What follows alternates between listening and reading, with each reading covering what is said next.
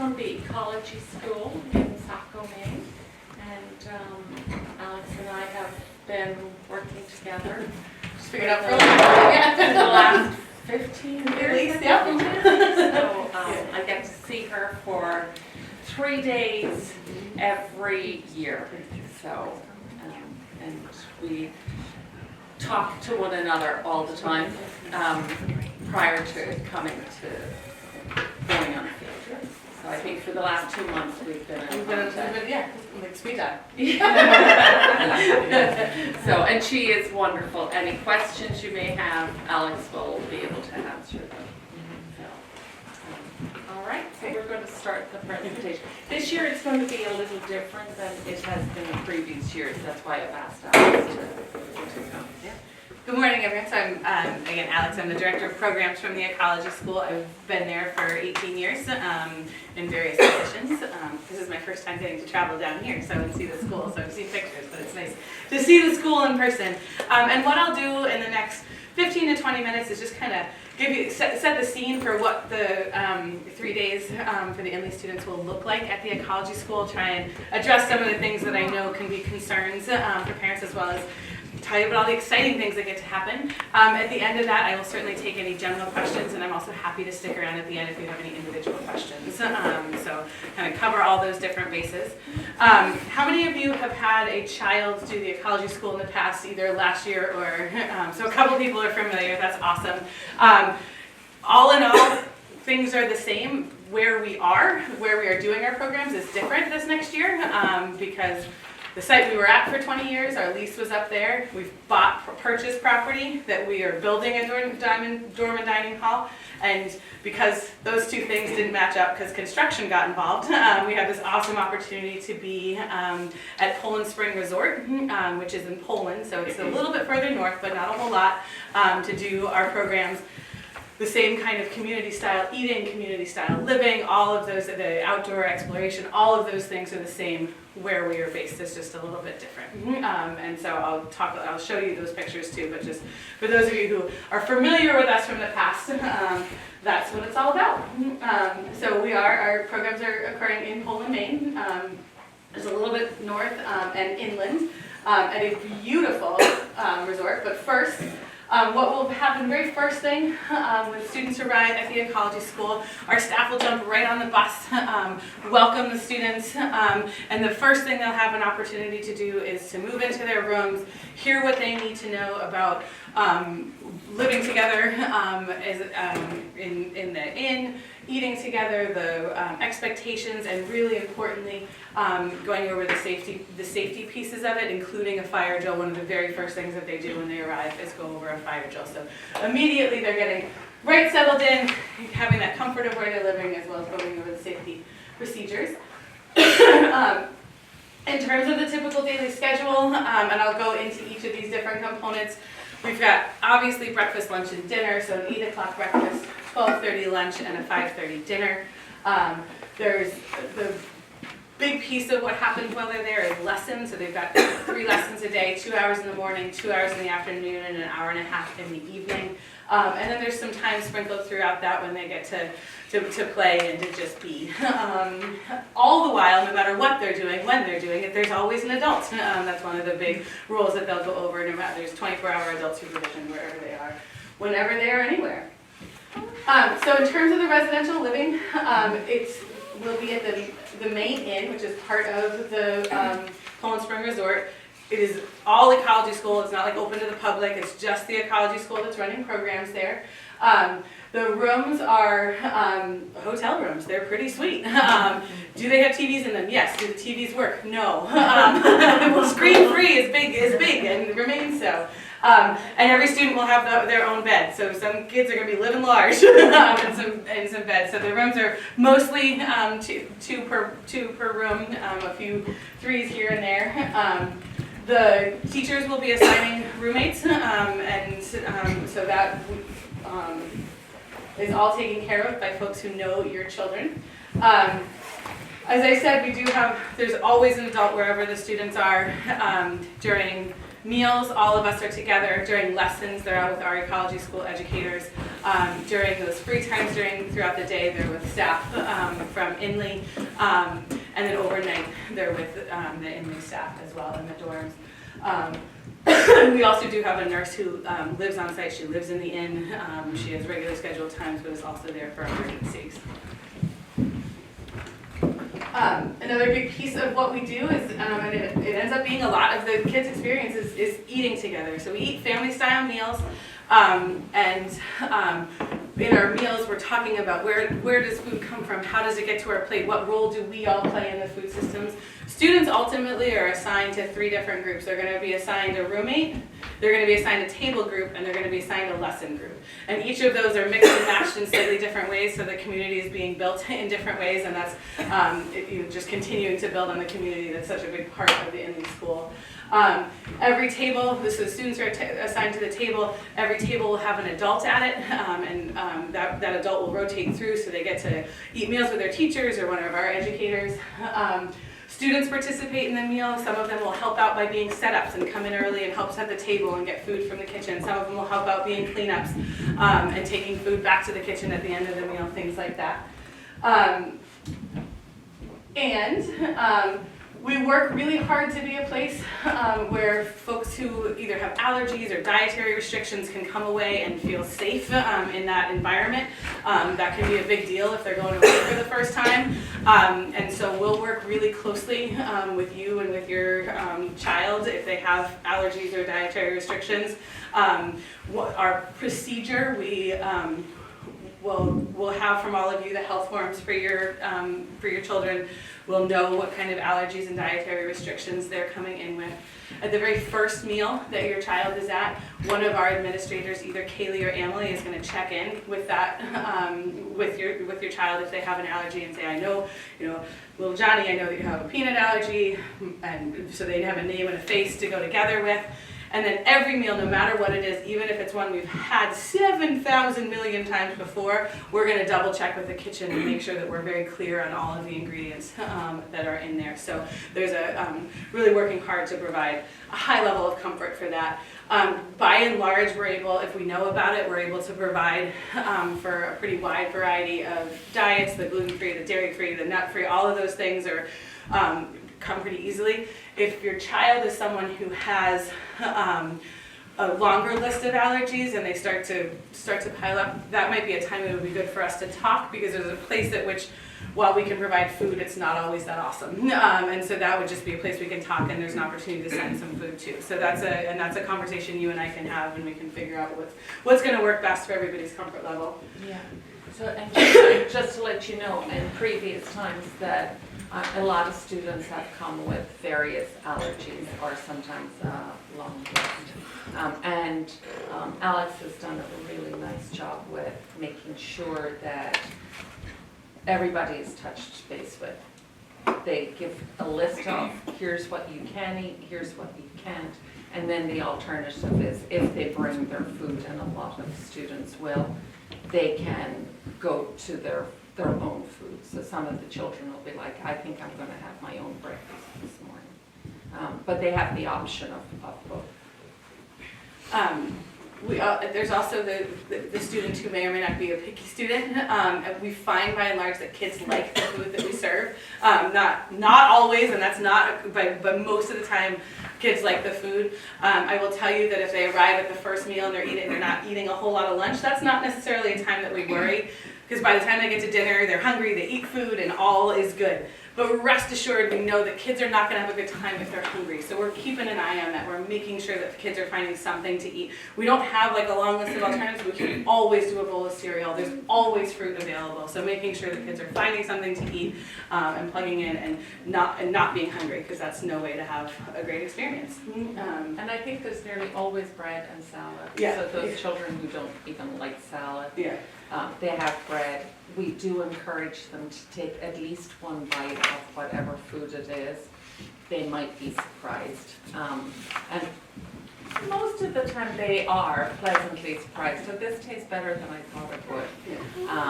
And then sometimes it's like, no, I'm not, at which point one of the teachers would go to Alex or to the kitchen staff and say, do we have anything else like chicken nuggets or pizza? We could, and they will try and We'll do the best we can. yeah. And then a big part of what students are doing while they're at the Ecology School is going out on lessons. So that's the third group that they'll be in that I mentioned. They'll be in small learning groups. They'll be with one of our educators throughout their experience for all of their lessons at the Ecology School. And they'll build those students who came, for this is their second year, it's building on it. And for the students who are coming for their first year, there's a really nice balance of sort of building on prior knowledge as well as adding new knowledge for those students for whom it's new. They're out in the field, they're getting their hands dirty, they're seeing things in action. Some of the different, I forget the slide is in here. One of the really important things that we think is really important as part of the ecology is that laughter and learning go hand in hand. And so before every lesson that the students go on, they're going to see a skit about what they're going to be learning about. So their educators are going to be on costume, improv skit, but they're really importantly introducing concepts and vocabulary that the students are going to go out to see on lessons. So they get to laugh because their educators are in ridiculous costumes, being funny, but also really importantly learning key information that they'll get to then put into practice out in the field. They'll also have an opportunity to help predict the weather in the morning and get up and present that in front of the class and things like that. So they'll have lots of opportunities to engage in that theatrical aspect of the program as well. We also think singing is pretty fun and a great way to teach. So sprinkling that in throughout what we do. Some of the different kinds of lessons that students will be on while they're with us. Their introductory lesson is just an ABCs of ecology lesson, so looking at how the abiotic and biotic, living and non-living things are cycling and changing throughout the environment, and with those concepts, how that sort of underlies everything that students are learning. We have the FBI main lesson and looking at nutrient cycles and decomposition. Fungus, bacteria, and invertebrates is the FBI. I feel like, what is that?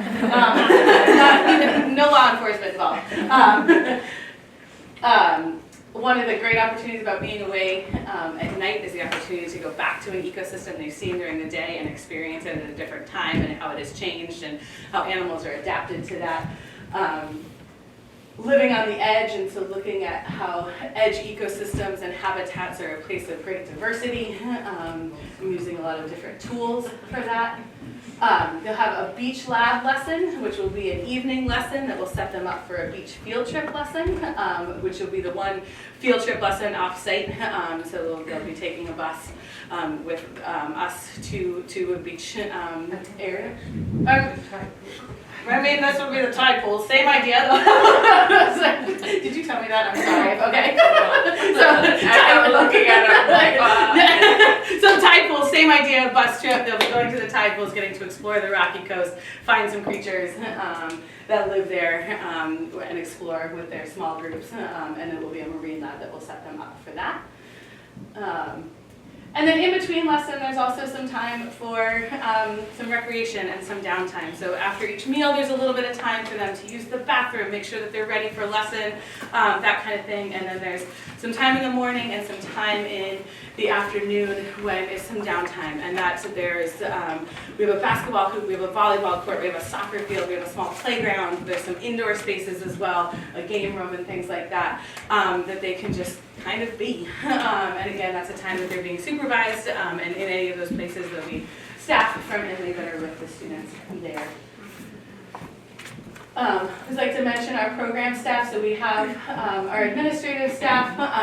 Between us, the four of us, so myself, Meg, Kaylee, and Emily, our job is really sort of to make sure that on a higher level things are working well, working closely with the teachers, working closely with the kitchen, and the nurse to make sure that things are going well.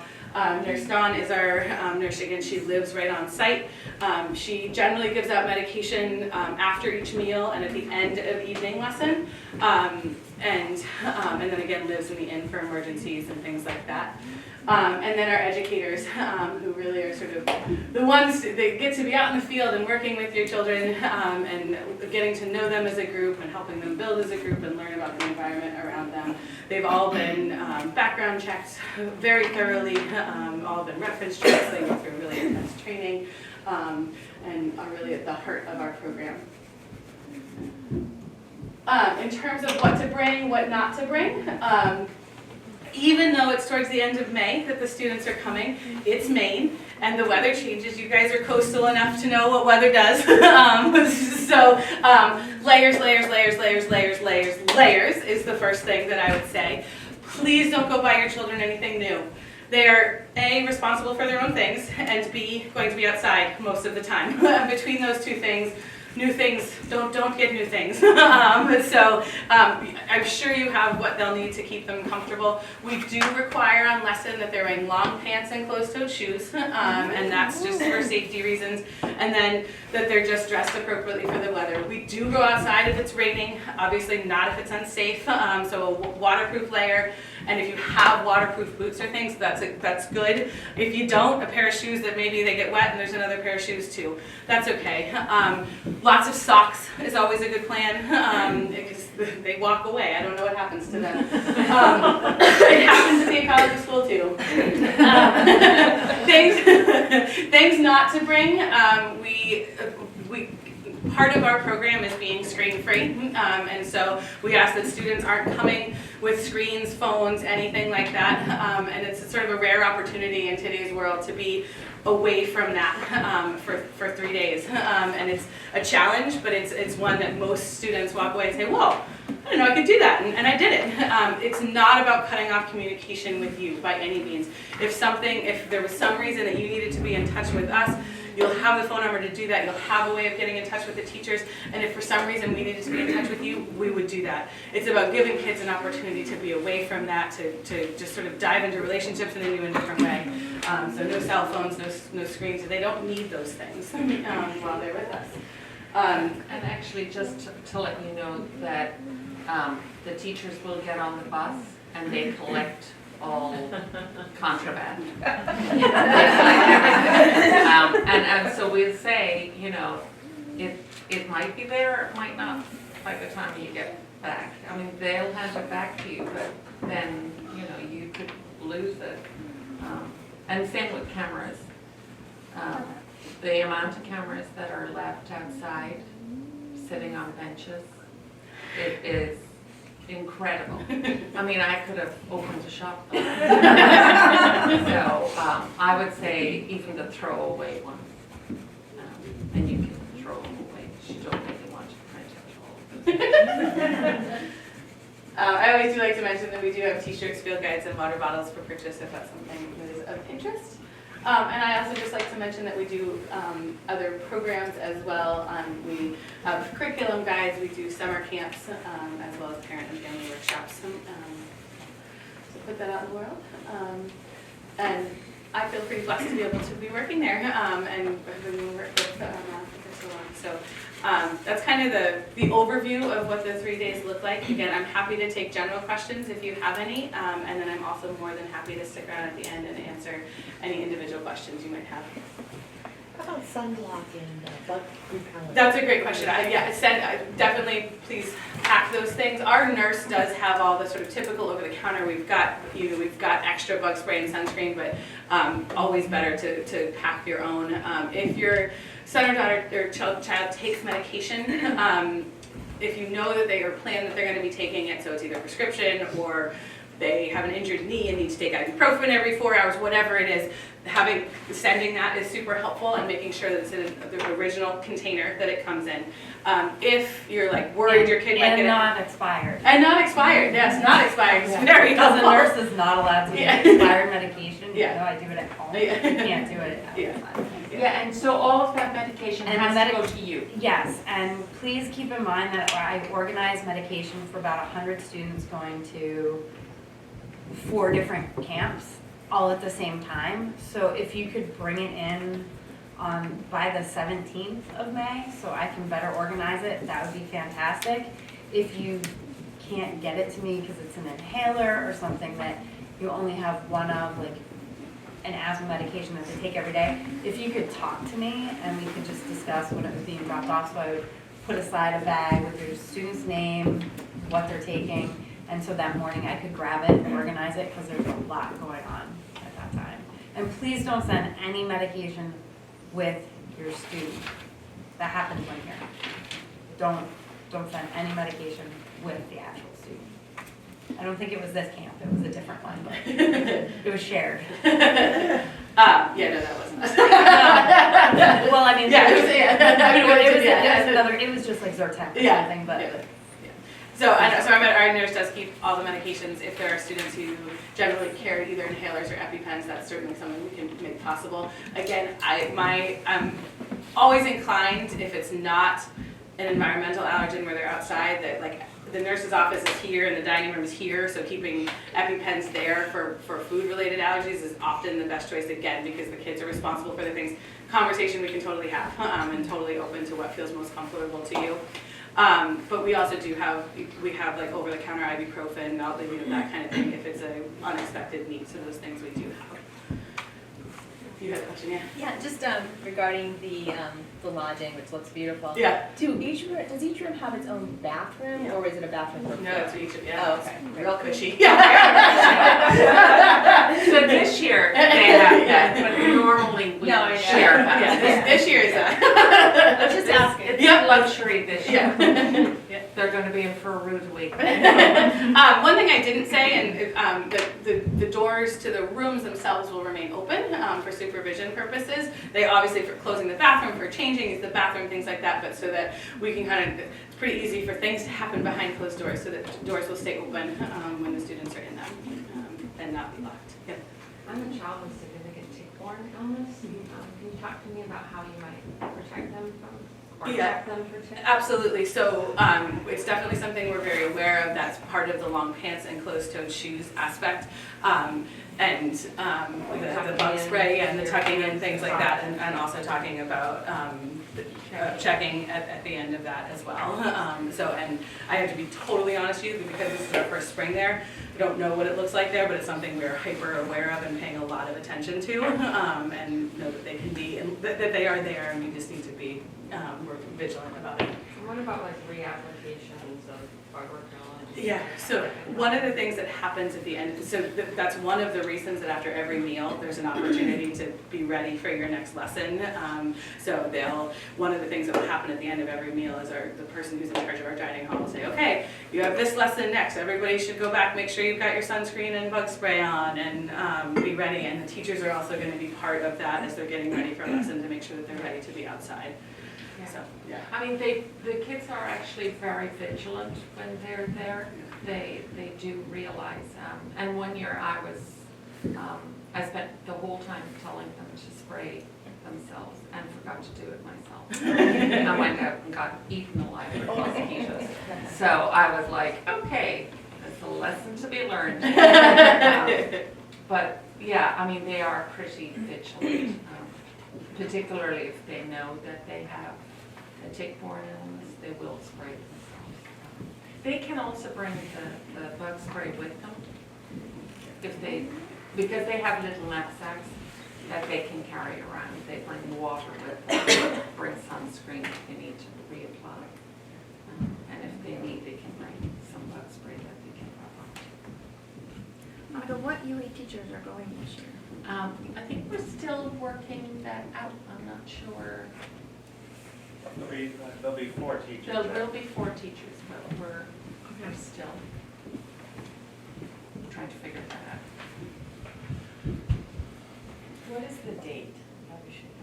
It's It's the the 28th, it's the day after Memorial Day. Okay.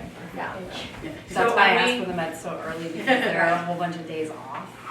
So we go the day after Memorial, so that's a Tuesday. We're there Tuesday night, Wednesday night, and we come back Thursday evening, approximately 7:30, 8 o'clock.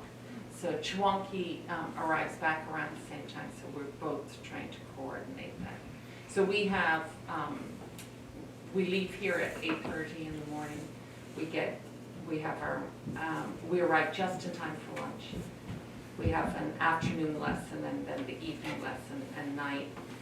And then we have a full day, and the next we have the morning lesson, the afternoon lesson, and we have a packed dinner before we get on the bus. So Tuesday, Wednesday, Yeah, and then we're all off on Friday.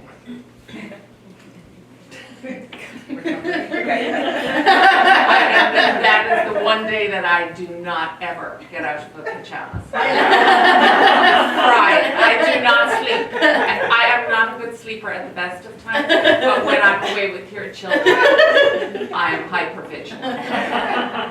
I may miss this because I came in a little late, but as far as communication, is no news good news, or will you say like, hey, we made it here safe? Well, no, we usually send an email once a day to just Okay. let you know, like, what's for dinner? And that we arrive safely and, just kind of give you the heads up. And if your child is really struggling, I mean, clearly we will be in communication with you about that too, to try and see what's the best thing that we can do, because we don't want them to be there and completely miserable. Usually, they are great when they're on lesson, they're fantastic. It's that evening time when they're tired, just about to go to bed, and it suddenly hits them then, oh, this isn't quite like I thought it might be. So, at that point you talk them through it, and then the next day they get up and they're usually good to go at that point until the next evening, and then you can say, we're going home tomorrow. You're fine, you can do this. So. Any other questions? You can ask any of the teachers either. Most of us have already been there. Or you can reach out to Alex if you have a question about the facility. And again, I'm happy to stick out at the end for individual questions. It looks fantastic. I'm hoping. Monica's required. Everyone needs to know that. Yeah, but we sleep as teachers too. We sleep with our doors open. So, I don't know. Normally the lights used to click on. So as soon as the child would go outside, they'd click on and it'd be up. Yeah.